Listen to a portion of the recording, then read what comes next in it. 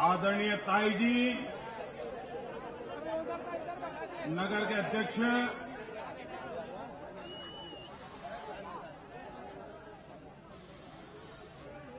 ये आगे वाला मैं यहाँ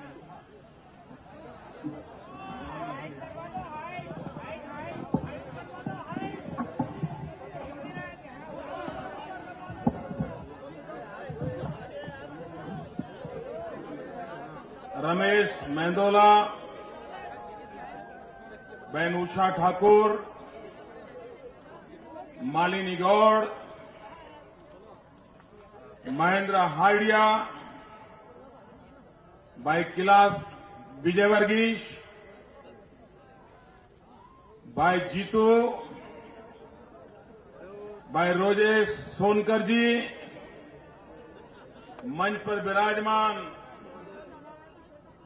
पार्टी के सभी वरिष्ठ महानुभाव और इंदौर के जागरूक प्यारे भाई और बहनों,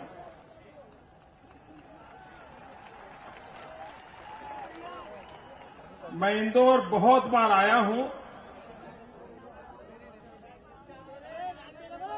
संगठन का काम करने के लिए भी आता था, चुनाव सभाओं को संबोधित करने के लिए भी आया हूं। पिछले चुनाव में भी आया था, लेकिन ऐसा नजारा पहले कभी नहीं देखा।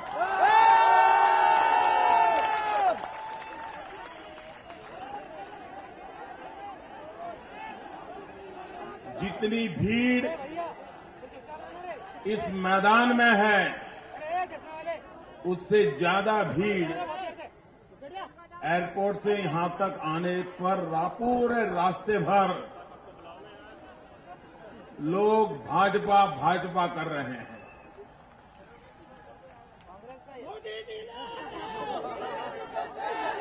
भाइयों बहनों, 25 तारीख को आप मतदान करने वाले हैं। 25 तारीख का आपका मतदान ये सिर्फ विधायक चुनने के लिए नहीं है। 25 तारीख का आपका मतदान ये सिर्फ इंदौर का भला करने के लिए नहीं है। 25 तारीख का आपका मतदान मध्य प्रदेश में सिर्फ सरकार बनाना है, इतना नहीं है। भाइयों बहनों, 25 तारीख का आपका मतदान मध्य प्रदेश की भाग्य रेखा अंकित करने के लिए है।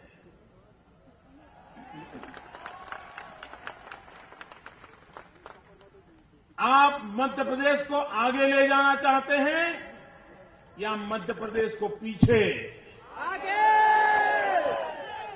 फैसला इसका करना है। और अगर पीछे जाना है तो 10 साल पहले के जरा याद कर लो वो दिन,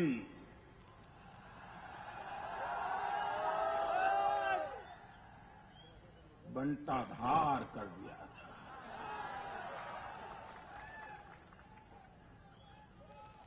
बड़ी मुश्किल से बाहर निकले हो।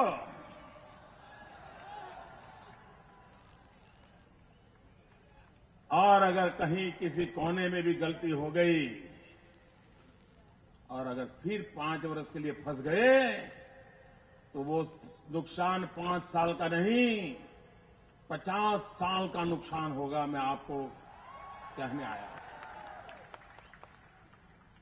भाइयों बहनों, इस चुनाव में आपको तय करना है कि आप यहां की भलाई चाहते हो, मतलब क्या चाहते हो। मेरे नौजवान मित्रों, आपको क्या चाहिए मुझे बताइए, क्या चाहिए आपको? नौजवान, आपको क्या चाहिए? मोदी तो है, मेरे नौजवानों, नौजवान को रोजगार चाहिए, नौजवान को अवसर चाहिए, नौजवान को चुनौतियों स्वीकार करने का मौका मिलना चाहिए, नौजवान को अपने हाथों से अपना भाग्य बनाने के लिए खुला मैदान मिलना चाहिए। आप मेरे नौजवान मित्रों बताओ, आज पढ़ाई करने के बाद आप विश्वास से कह सकते हो कि आपके भाग्य का क्या होगा?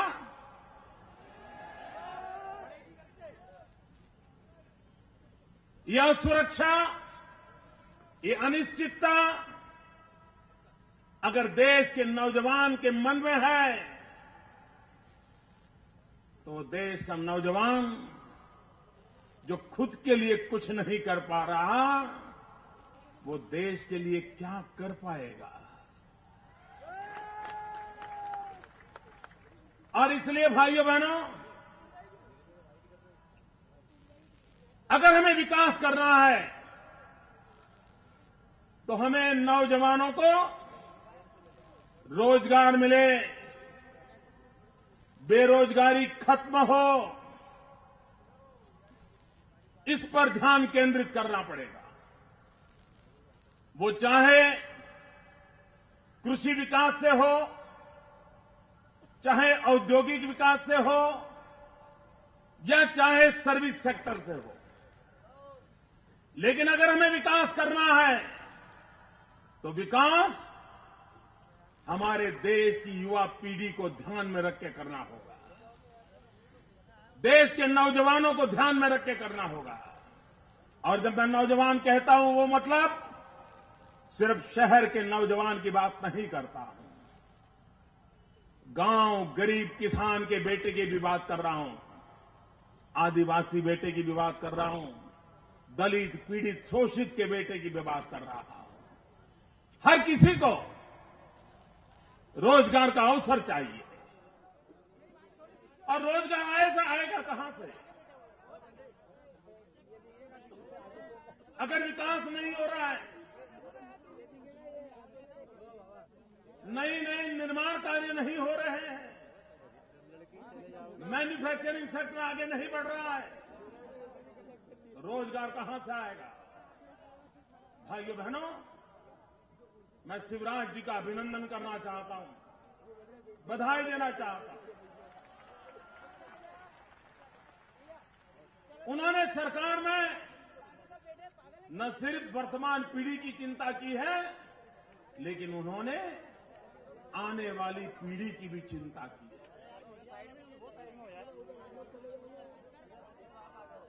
अब आपके मध्य प्रदेश में कांग्रेस के शासनकाल में आजादी के बाद लंबा समय सारा कारोबार उन्हीं के पास रहा था, लेकिन मध्य प्रदेश में सिर्फ 45,000 किलोमीटर रास्ते बने थे। करीब 50 साल में 45,000 किलोमीटर रास्ते शिवराज जी ने 10 साल के भीतर 90,000 पर पहुंचा दिया, 90,000 किलोमीटर। अब सवाल रास्तों की लंबाई का नहीं है, सवाल गांवों को जोड़ने वाले विषय से नहीं है। इतना बड़ा जब काम हुआ है तब पूंजी लगी होगी, मजदूर को मजदूरी मिली होगी, इंजीनियर को काम मिला होगा, क्लार्क को काम मिला होगा, काम करने के लिए लोग आए होंगे, किराए के मकान गए होंगे, लोगों को किराया मिला होगा, ऑटो रिक्शा वाला कमाया होगा, पूरी पकौड़ी वाला कमाया होगा। जब विकास होता है तो आमदनी सबको होती है। भाइयों बहनों, एक बहुत बड़ा काम शिवराज जी की सरकार ने किया है। ये मध्य प्रदेश पूरे हिंदुस्तान में किसी एक राज्य में सबसे ज्यादा टूरिस्टों को आकर्षित करने की ताकत है तो वो जगह है मध्य प्रदेश। क्या कुछ नहीं है यहां में, पूरा हेरिटेज भरा पड़ा है, इतिहास के पन्ने पत्थरों पर लिखे पड़े हैं। क्या कुछ नहीं है, लेकिन बंटाघार लोगों ने इस पर ध्यान नहीं दिया। मित्रों, उनके कालखंड में सिर्फ 50 लाख लोग बाहर से मध्य प्रदेश में टूरिस्ट के नाते आते थे। 50 लाख। भाइयों बहनों, कम से कम पूंजी निवेश, ज्यादा से ज्यादा रोजगार और हर किसी को रोजगार। ऑटो रिक्शा वाला भी कमाएगा, चॉकलेट बेचने वाला कमाएगा, प्रसाद बेचने वाला कमाएगा, चूड़ी बेचने वाला, सब लोग कमाते हैं। टूरिज्म ऐसा व्यवसाय है, हर एक को रोजी रोटी मिलती है। कांग्रेस के शासनकाल में 50 लाख तक टूरिस्ट आते थे। शिवराज जी ने वो आंक 5 करोड़ पर पहुंचा दिया। 5 करोड़। यहां की इकोनॉमी को कितना फायदा हुआ होगा। पहले हमारे देश में आगरा के बाद टूरिस्टों को आकर्षित करने वाली जगह थी राजस्थान। बहुत बड़ी मात्रा में विदेशी राजस्थान आते थे और किसी जमाने में हिंदुस्तान के टोटल टूरिज्म में राजस्थान का हिस्सा हुआ करता था 5%। मध्य प्रदेश का हिस्सा हुआ करता था 1.5-2%। आज भाइयों बहनों, शिवराज जी की दीर्घदृष्टि के कारण स्थिति बदल गई है। मध्य प्रदेश का कंट्रीब्यूशन हो रहा है 5% और राजस्थान इतना पिछड़ गया है वो 2.8% पे आके अटक गया है। भाइयों बहनों, हम सर पे, मध्य प्रदेश के लोगों के सर पे कलंक लटका हुआ था। कहीं पर भी जाएं, मध्य प्रदेश तो ऐसे ही, लोग आंख मिला के देखते नहीं थे, हाथ मिलाते थे ऐसे ही। क्यों? क्योंकि मध्य प्रदेश की गिनती बीमारू राज्य में होती थी। बिहार, मध्य प्रदेश, उत्तर प्रदेश, राजस्थान, ये सब बीमारू राज्य माने जाते थे। भाइयों बहनों, ये भारतीय जनता पार्टी की सरकार की कमाल है कि आज मध्य प्रदेश के उस बीमारू के कलंक को मिटा दिया है। आज यहां का हर व्यक्ति सीना तान करके दुनिया में कह सकता है अब हमारा राज्य बीमारू नहीं है। और पड़ोस में राजस्थान का हाल देखिए, वो बद से बदतर हो गया। और कांग्रेस वालों को अच्छा करने में इंटरेस्ट नहीं होता है। वो लंबा सोच नहीं सकते। कहीं पर भी कुर्सी दिखी तो उनकी नजर वहीं अटक जाती है। कुर्सी के उस पार उनको कुछ दिखता नहीं है और उसके कारण राजस्थान पिछड़ता चला गया, मध्य प्रदेश संकटों से बाहर आता गया और आज नई ऊंचाइयों को पार कर गया। कृषि क्षेत्र में रिवॉल्यूशन किया, ऊर्जा के क्षेत्र में रिवॉल्यूशन किया। यही तो मध्य प्रदेश था। मैं यहां रहता था, मुझे मालूम है। दिन में पंखा चलाना मुश्किल हो जाता, बिजली नहीं आती, मां बीमार हो, पंखा नहीं चला, 10वीं 12वीं के एग्जाम हो, परिवार परेशान हो, रात को पढ़ना हो, बिजली नहीं है, बच्चा क्या पढ़ेगा? ये दिन फेंक नहीं थे। अरे नई नई घरों में बहू आती थी, टीवी सेट होता था, सास भी कहूं बहू देखने का मन करता था, लेकिन टीवी नहीं चलता था, बिजली नहीं थी, बिजली नहीं थी। भाइयों बहनों, आज अटल ज्योति योजना के कारण 24 घंटे बिजली पहुंचाने का काम आज मध्य प्रदेश सरकार ने सफलतापूर्वक आगे बढ़ाया। भाइयों बहनों, ये अभिनंदन के अधिकारी हैं। मैं नौजवानों के लिए कहना चाहता था, अगर हम रोजगार देना चाहते हैं तो हमें स्किल डेवलपमेंट को बल देना पड़ेगा। हमारे पास भुजाएं हैं, हाथ में हुनर होना चाहिए, उंगलियों में हुनर होना चाहिए, और उसके लिए नौजवानों की शिक्षा दीक्षा होनी चाहिए। सारी दुनिया में तो, चाहे अमेरिका ले लो, चाइना ले लो, सारी दुनिया एक बात पर बल दे रही है, स्किल डेवलपमेंट। एक अकेला हिंदुस्तान है जो पता नहीं धीरे धीरे चाल चल रहा है। आपको हैरानी होगी, इतना बड़ा हिंदुस्तान और भारत सरकार का स्किल डेवलपमेंट का बजट कितना है मालूम है? सिर्फ 1000 करोड़ रुपया। और गुजरात इतना छोटा प्रदेश, एक कोने में, वो भी रासाब रेगिस्तान, उधर पाकिस्तान, इतना छोटा। भाइयों बहनों, इतने बड़े हिंदुस्तान के लिए स्किल डेवलपमेंट का बजट 1000 करोड़। गुजरात का स्किल डेवलपमेंट का बजट है 800 करोड़ रुपया।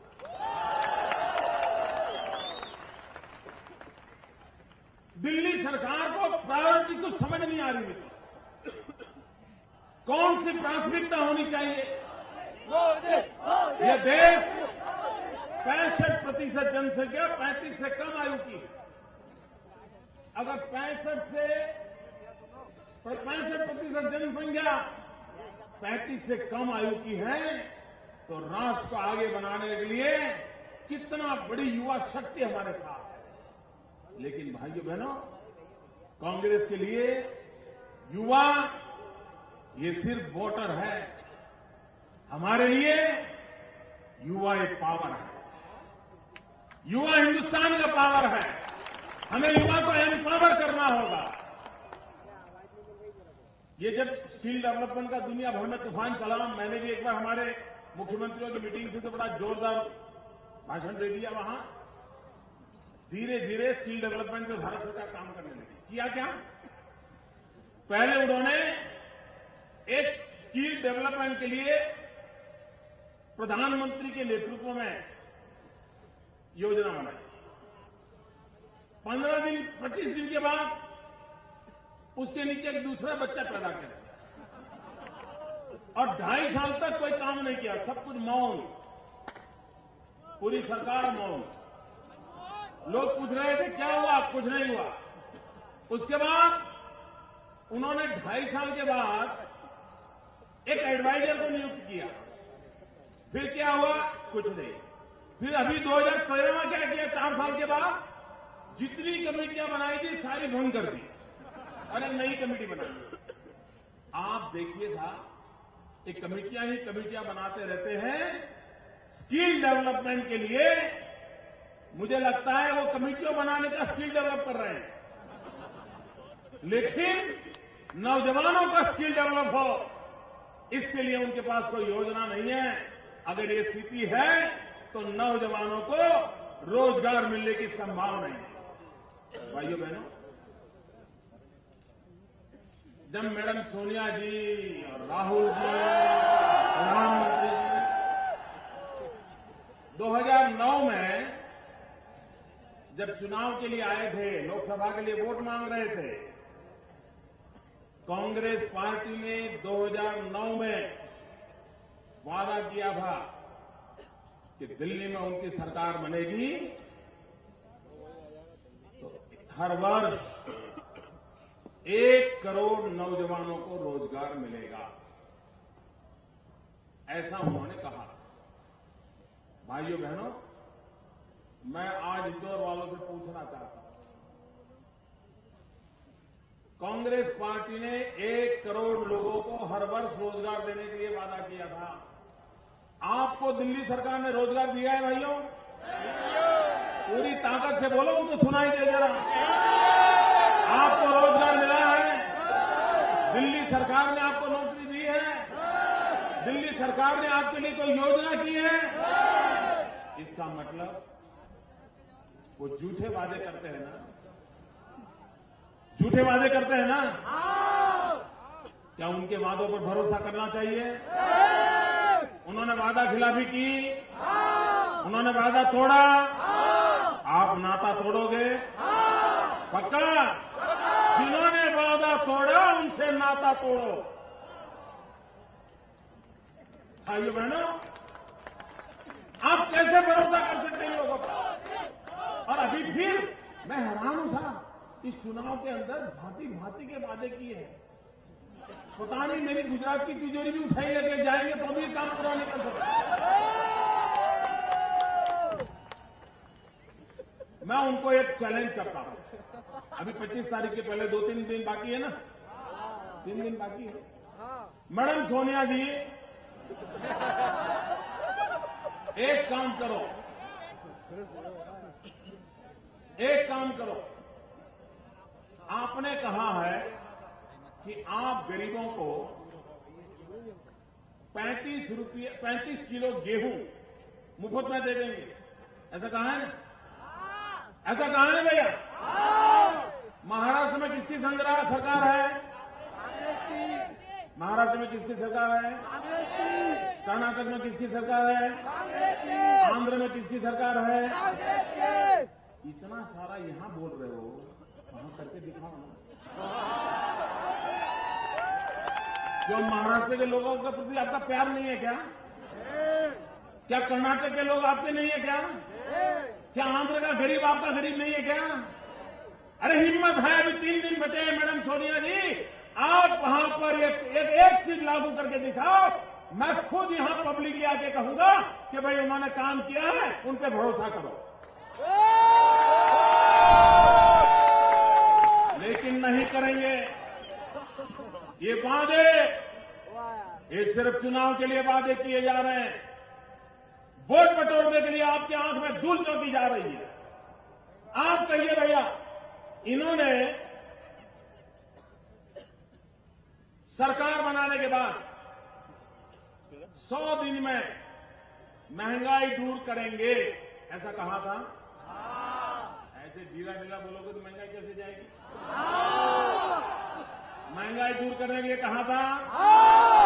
महंगाई दूर हुई? महंगाई कम हुई? महंगाई बढ़ी? अब बताइए, उन्होंने वादा खिलाफी की कि नहीं की? वादा खिलाफी की कि नहीं की? उन पे भरोसा करोगे? उन पे विश्वास करोगे? इनकी बातों पे कोई सच लगता है? भाइयों बहनों, और वो शाहजादे आकर के बोलते हैं हमें तो गरीबों की चिंता है। इनकी व्याख्याएं देखिए। अभी एक जगह पे उन्होंने कह दिया, गरीबी गरीबी गरीबी कुछ होता नहीं है। गरीबी ये सिर्फ मन की अवस्था होती है, स्टेट ऑफ माइंड होता है। क्या ये गरीब की मजाक नहीं है दोस्तों? एक गरीब के पेट पर लात मारने का प्रयास नहीं है? ये नमक छिड़कने का काम नहीं है? क्या भाषा बोल रहे हो? और जिस स्टेट प्लानिंग कमीशन के चेयरमैन प्रधानमंत्री हैं, बहुत बड़े अर्थशास्त्री हैं, उन्होंने अभी एक निकाला है, प्लानिंग कमीशन ने निकाला है। प्लानिंग कमीशन ने कहा है कि किसी परिवार में 5 सदस्य हो और उस परिवार की इनकम, उनकी आय अगर 26 रुपया है तो वो गरीब नहीं है, वो अमीर हो गया। भाइयों मुझे समझाइए, 26 रुपया आय जिस परिवार की हो वो गरीब है? जरा इनको समझ पड़े, ऐसे बोलो। 26 रुपया इनकम है, वो गरीब है? अरे प्रधानमंत्री जी, 26 रुपये में 300 ग्राम प्याज नहीं आती है, प्याज। और आपकी सरकार कहती है गरीब नहीं है। और दिल्ली में एक ऐसे विद्वान मंत्री है जी, बड़े विद्वान हैं, हर चीज का उनके पास जवाब होता है, हर बात का उनके पास तर्क होता है। और यहां के आपके बंटागार से भी वो बड़े,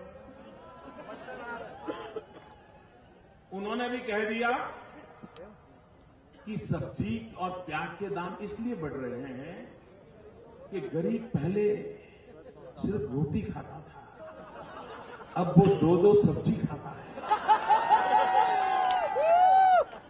अब इनका क्या करना भाई? ना इनका क्या करना? ये ऐसे लोगों के हाथ में आपका भविष्य सलामत है क्या? जिनको यहां तक समझ नहीं है मित्रों, प्राइमरी नॉलेज नहीं है इनको कि गरीब परेशान किस बात से है, महंगाई कैसे बढ़ रही है, इसका प्राथमिक ज्ञान नहीं है इन लोगों को। इतना ही नहीं, इसी महाशय ने एक दिन ऐसा कह दिया कि प्याज इसलिए महंगी हो गई है कि कच्छ के अंदर प्याज पैदा होती थी और कच्छ के अंदर अब उद्योग लग गए हैं, खेती खत्म हो गई है, इसलिए प्याज महंगा हो गया है। आपको इनकी बात पे भरोसा होता है? अब इनको ये ज्ञान नहीं है कि कच्छ के अंदर रेगिस्तान है, पीने का पानी मुश्किल है, पीने का पानी। ये हमारी सरकार आने के बाद पीने का पानी पहुंचाए भैया। वहां तो रेगिस्तान भरा पड़ा है, वहां प्याज कहां पैदा होगी? लेकिन इनका ज्ञान ही हाथ तक है। और ये देखिए लोग, मुझे बताइए, पिछले 10 दिन से मैडम यहां आती है मध्य प्रदेश में, बोलो ना, मैडम आती है, शहजादे आते हैं, प्रधानमंत्री आते हैं, तीनों लोग आए ना, बार बार आए ना, एक ने भी महंगाई का म बोला क्या? क्यों नहीं भाई? क्या ये इनकी जिम्मेवारी नहीं है? जवाब देना चाहिए। लेकिन ये कांग्रेस पार्टी का अहंकार 7वें आसमान पर है भाइयों। वो जनता को अपनी जेब में मानते हैं, जनता को जवाब देना वो उचित नहीं मानते हैं। और इसलिए महंगाई बढ़ने के बाद भी उन्होंने वादा किया था, वादा तोड़ने के बावजूद भी वो लोगों के बीच आकर के कहने को तैयार नहीं है कि भाई किस कारण से महंगाई कम नहीं हो रही है, किस कारण से महंगाई बढ़ रही है। जवाब देने को तैयार नहीं है। इतना अहंकार, क्या ऐसे लोगों को माफ करोगे भाई? ऐसे लोगों को माफ करोगे? अरे जो सत्ता में बैठता है वो शासक नहीं होता है, वो जनता का सेवक होता है। अगर दिल्ली में बैठना है तो सेवक बन करके बैठना होता है। भाइयों बहनों, जब अटल जी की सरकार थी तब हमारे देश में जो महंगाई थी उससे आज 2 गुना, 3 गुना, 4 गुना हो गई। इतना ही नहीं, इन्होंने कह दिया अब गैस के सिलेंडर 6 ही मिलेंगे। बताओ अब क्या करोगे भाई? 6 महीना सावन मास यही करोगे क्या? मैं हैरान हूं भाई, गरीब परिवार जाएगा कहां? और चिदंबरम साहब ने तो क्या कह दिया एक दिन, उन्होंने कहा कि आप 15 रुपये में बिस्लेरी बोतल का पानी पीते हो, 20 रुपये का आइसक्रीम खाते हो और गेहूं चावल का 1 रुपया बढ़ जाता है तो चिल्लाते हो।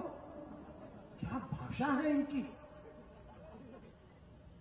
भाइयों बहनों, प्रजा के प्रति ये जो भाव है ना, ये अहंकार जो उनका प्रकट हो रहा है, वो लोकतंत्र के लिए बहुत बड़ा खतरा होता है। और इसलिए मैं कहता हूं भाई बहन, जिनको आपके लिए पीड़ा ना हो, दिल में दर्द ना हो, आपकी परवाह ना हो, वे कभी भी आपका भला नहीं कर सकते, वे भाषण कर सकते हैं। और मैं तो हिंदुस्तान के पॉलिटिकल पंडितों से प्रार्थना करता हूं, एक काम करो, कोई करेगा नहीं मुझे मालूम है। पंडित नेहरू लोगों के बीच जाते थे तो क्या भाषण करते थे? निकालो। इंदिरा गांधी जाते थे, क्या भाषण करते थे? निकालो। राजीव गांधी जाते थे, क्या भाषण करते थे? निकालो। मैडम सोनिया जी, शाहजादे जाते हैं, क्या भाषण करते हैं? निकालो। भाइयों बहनों, मैं दावे से कहता हूं, 100 में से 80 चीजें ये चारों पीढ़ी एक ही बात बोलती है। पहले दिन से गरीबों का गीत गाना, बस माला, गरीब गरीब गरीब गरीब गरीब, करना कुछ नहीं। एक पीढ़ी के 4 लोगों ने सरकारें संभाली और आज भी वही गीत गा रहे हैं जो पहले दिन से उन्होंने शुरू किया था। मतलब उनकी नाकामी का पुरावा है, ये नहीं कर सकते, तय हो चुका है।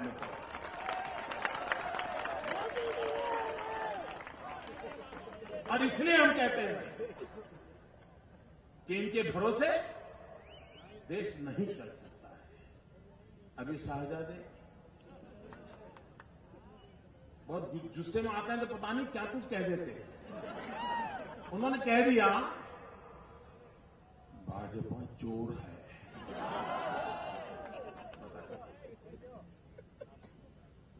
आज चौकीदार चोरी कर रहा है, उसकी तो कोई चर्चा नहीं हो रही है, और हम विपक्ष में बैठ करके आपके पापों का हिसाब मांगते हैं, इसलिए हम चोर हो गए। चोरी किसने की है? अरे तीनों लोक में चोरी करने का पाप किसने किया? पाताल लोक भी नहीं छोड़ा, पृथ्वी लोक भी नहीं छोड़ा, आसमान भी नहीं छोड़ा, तीनों लोक में भ्रष्टाचार किया। अरे तरंगे बेच खाई, तरंगे। कोयला खो गया, साथ साथ फाइल भी खो गई, पूरी सरकार खो गई। ये तो हाल करके रखा हुआ है।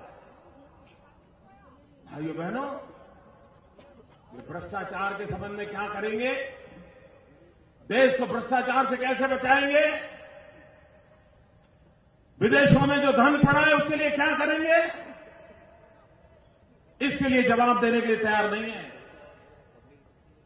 वहां करके गरीबी के गीत गुनगुनाते हैं, गरीबों के आंख में धूल झोंकते हैं और गरीबों के नाम पर वोट मांगते हैं।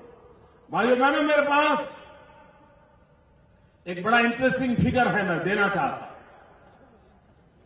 जब अटल बिहारी वाजपेयी की सरकार थी, उस कालखंड में और आज भी दुनिया की कुछ संस्थाएं हैं जो सर्वे करती रहती है, तो वो कहती थी किस देश में सबसे ज्यादा भूखमरी है, उसका सर्वे करती है।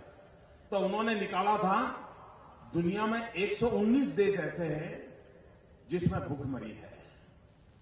उसमें भारत का भी नाम था जब अटल जी की सरकार थी, लेकिन भारत का नंबर लास्ट था, 119 था, आखिरी नंबर भारत का था। अगर अटल जी को थोड़ा समय मिल जाता तो ये देश भूखमरी के कलम से निकल जाता, बाहर निकल जाता, एकदम लास्ट आकर के खड़े थे। लेकिन सरकार चली गई, यूपीआई अर्थशास्त्री प्रधानमंत्री आए। भाइयों बहनों, अभी उन्होंने जो सर्वे किया है और उन्होंने पाया है कि दुनिया में 79 कंट्री हैं जहां भूखमरा है, बाकी निकल गए, बाकी 40 के देश उसमें से बाहर आ गए। अभी उन्होंने निकाला 79 कंट्री ऐसे हैं जहां भूखमरी की हालत है, और उसमें निकाला, उसमें हिंदुस्तान का नंबर 65वां है। हम 119 पर से 65 पे आ गए।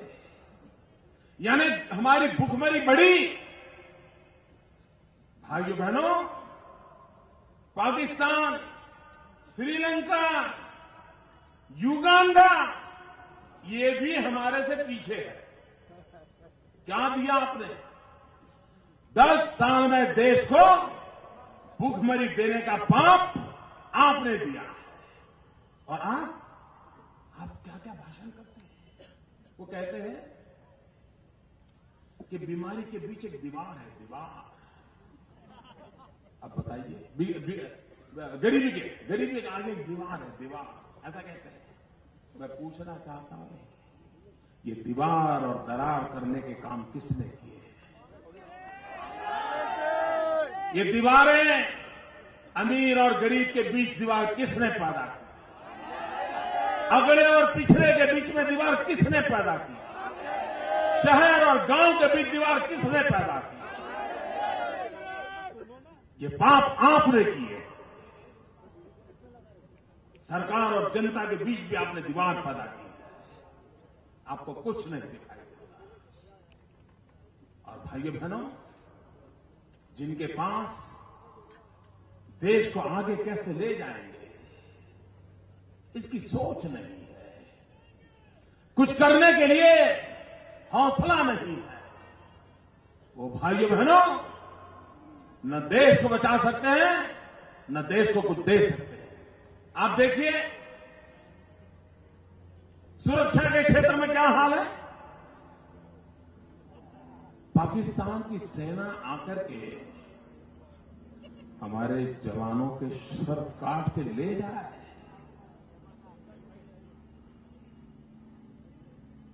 और आप ये कहें अगर आगे ऐसा हुआ तो देख लिया जाएगा।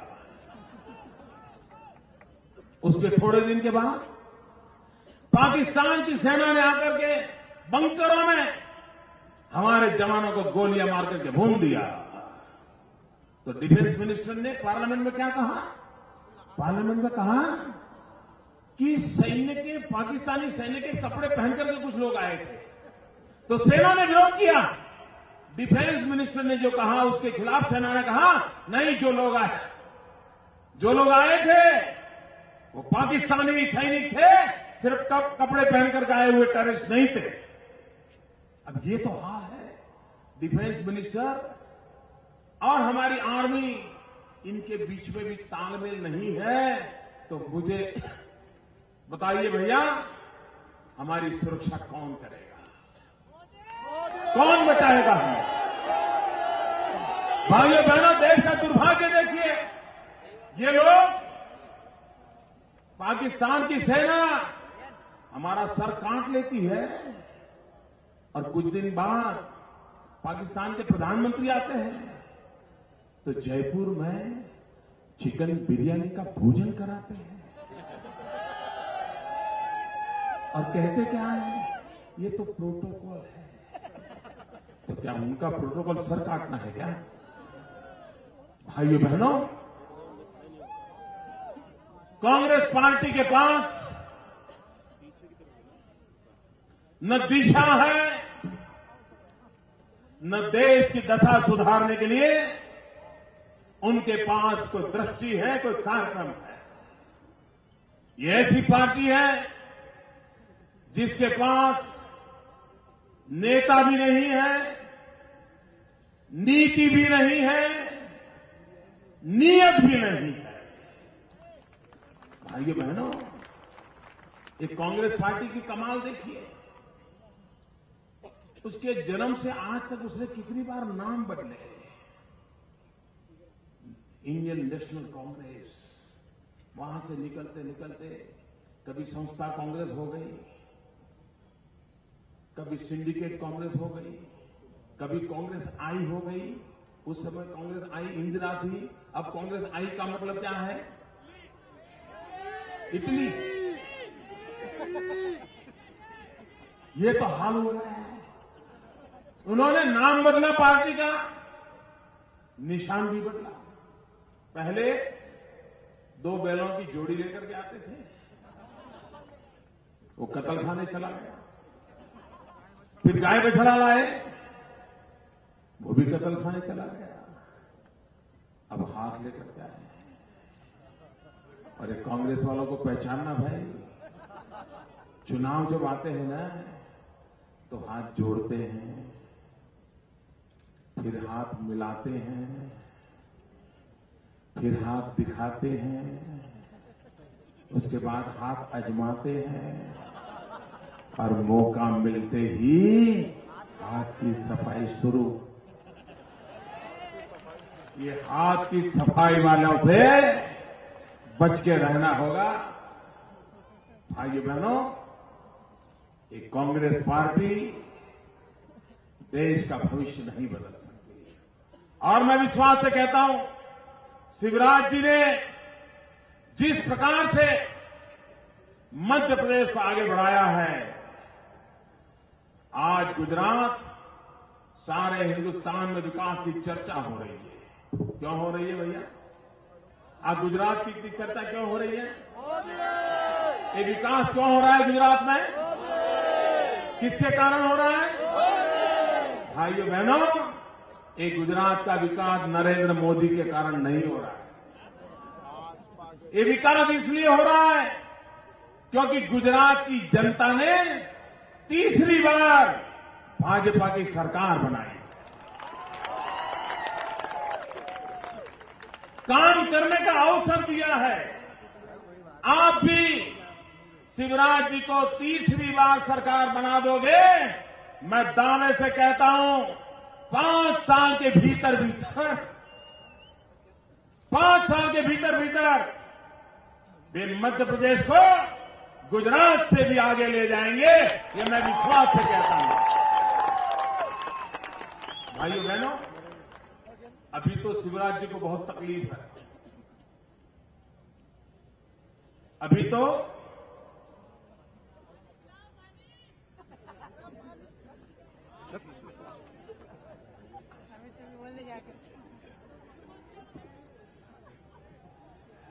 तो शिवराज जी को बहुत तकलीफ है।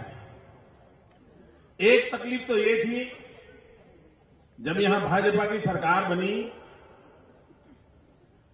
तो बंटाघार लोगों ने ऐसा गड्ढा कर दिया था 10 साल में तो मध्य प्रदेश का गड्ढा भरने में ही शिवराज जी का टाइम लगा।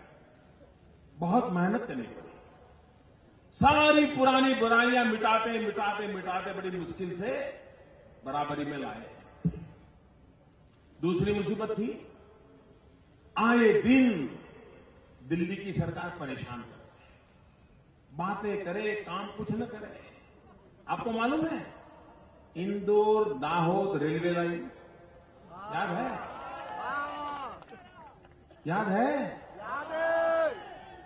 प्रधानमंत्री खुद आके शिलान्यास कर गए थे 2008 में। 2008 में प्रधानमंत्री खुद आकर के दाहोद इंदौर रेलवे लाइन का शिलान्यास करके गए, अभी तक नक्शा भी नहीं बना है। ऐसी तो सरकार है। क्यों? क्योंकि दाहोद गुजरात में पड़ता है, इंदौर मध्य प्रदेश में पड़ता है। अगर यहां रेलवे आएगा ही तो उधर मोदी जोर मारेगा, इधर शिवराज जोर मारेगा, मत डालो। यही था इनका खेल, यही था इनका खेल। जहां भाजपा सरकारें हैं वहां रोड़े डालो। शिवराज जी को दिल्ली की यूपीए की सरकार काम नहीं करने देती, काम में रोड़े अटकाती है, रुकावटें डालती है। उसके कारण उनको कड़ी मेहनत करनी पड़ती है, तकलीफ झेलनी पड़ती है। भाइयों बहनों, लेकिन ये मुसीबत अब लंबे समय तक रहने वाली नहीं है। सिर्फ 200 दिन का सवाल है। 200 दिन के बाद पार्लियामेंट का चुनाव होगा, दिल्ली में भाजपा की सरकार बनेगी, मध्य प्रदेश में बीजेपी की सरकार होगी। आपके दोनों हाथ में लड्डू है। दिल्ली में भी भाजपा, यहां भी भाजपा, दोनों सरकार मिलकर के मध्य प्रदेश को नई ऊंचाइयों पर ले जाएंगे, विकास की नई ऊंचाइयों पर ले जाएंगे। आपको भाग्य बदलने का भरपूर काम होगा और इसलिए मैं चाहता हूं 25 तारीख को कमल के निशान पर बटन दबा करके भारतीय जनता पार्टी को भव्य विजय दिलाएं। आप भी वोट दें, औरों से भी वोट दिलवाएं। सुबह ठंड हो तो भी संकल्प करें कि पहले मतदान फिर जलपान, पहले मतदान फिर जलपान। मेरे साथ बोलोगे? बोलोगे? पहले मतदान, पहले मतदान, आप बोलिए फिर जलपान। पहले मतदान, पहले मतदान, पहले मतदान। बहुत बहुत धन्यवाद। भारत माता की, भारत माता की।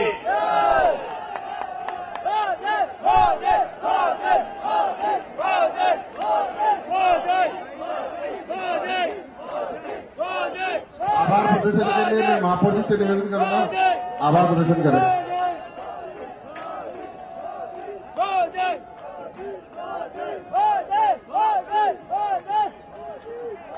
आज माननीय मोदी जी ने इंदौर शहर के लिए जो समय दिया, उसके लिए मैं इंदौर शहर की ओर से उनको बहुत बहुत धन्यवाद देता हूं। आप सब लोग इतने